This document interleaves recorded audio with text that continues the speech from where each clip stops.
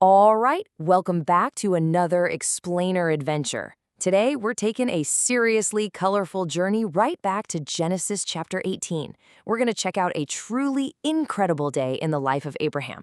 Now, you know this wasn't just some run-of-the-mill Tuesday, right? It's literally packed with mystery, some wild, impossible promises, and this heart-pounding countdown that's just, well, you won't believe it. So let's jump right in. Okay, picture this for a second.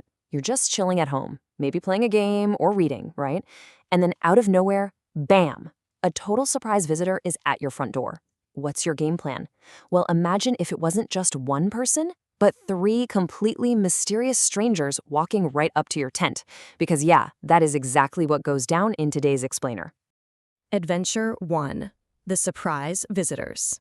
So, set the scene in your mind. It is the absolute blazing heat of the day. Abraham is just sitting by the giant oaks of Mamre, probably trying to catch a breeze.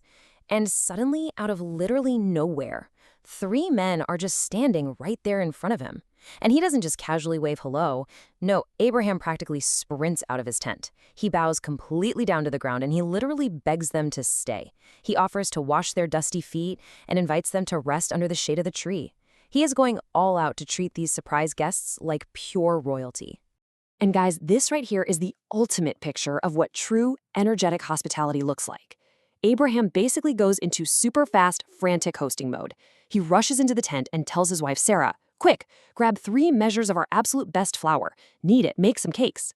Then he sprints out to his herd, picks out this perfectly tender calf, and just hands it to his servant to whip up as fast as humanly possible.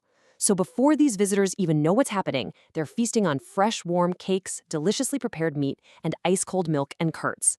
Adventure 2, Sarah's Secret Laugh. Now, while the visitors are eating all this amazing food, they look at Abraham and ask, "Where is Sarah, your wife?" He just points over to the tent. And that is when one of these visitors drops an absolute bombshell.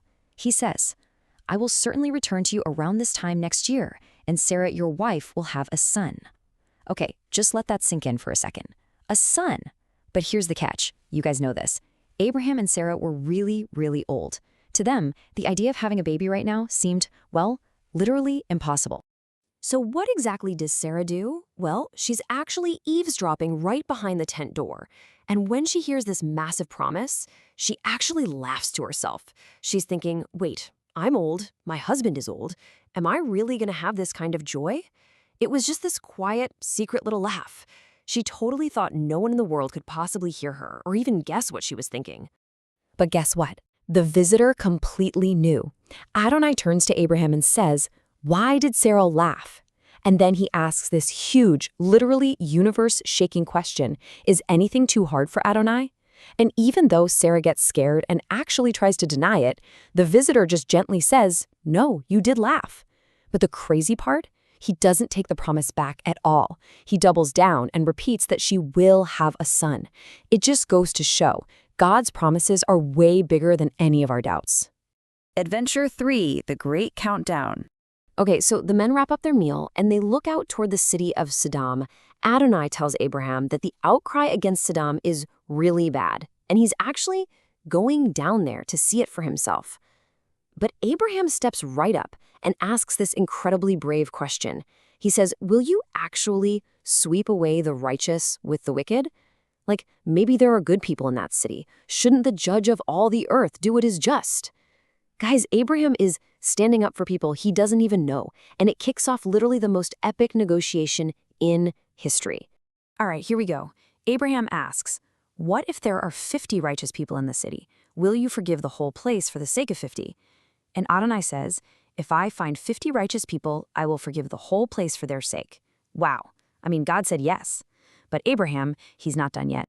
So Abraham calls himself just dust and ashes, but he bravely pushes it just a little bit further. He asks, "What if there are 5 less than 50? And God, being so full of mercy, completely agrees again. He tells him, "I won't destroy it if I find 45 there." But Abraham speaks up yet again. He says, "Well, what if 40 are found there?" The countdown is seriously on, and the suspense is totally building. And Adonai replies, "For the sake of the 40, I won't do it." Then Abraham says, "I really hope Adonai won't be angry if I speak, but what if 30 are found there?" He is really pushing the limits now, just desperately trying to save this city.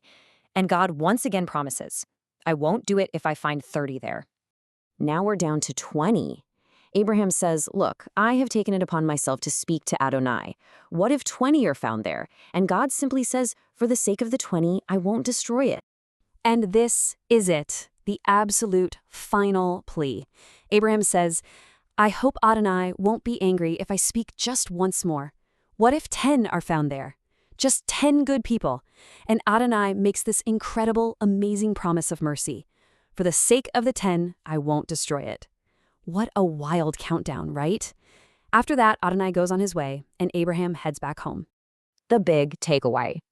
So we have seen an impossible promise, a pretty frantic feast, and a literal heart-pounding negotiation. So what's our food for thought from all of this? Number 1, trust God's promises. Remember Sarah laughing? Well, when things seem totally impossible, just remember, is anything too hard for Adonai? Nope, definitely not. Number 2, practice hospitality. When surprise guests showed up, Abraham practically ran to serve them. We should absolutely strive to be that welcoming. And number 3, intercede for mercy justly. Just like Abraham stood up and counted all the way down to save a city, we need to be brave enough to stand up for others. Which actually brings us to our final big question of the day. How can you show big hospitality and stand up for others today? Like, could you welcome someone totally new at school? Could you be brave and speak up for someone who really needs help, exactly like Abraham did? Take these lessons, guys, and turn them into your very own epic adventure today. Thanks so much for hanging out with me for this explainer, and I'll see you next time.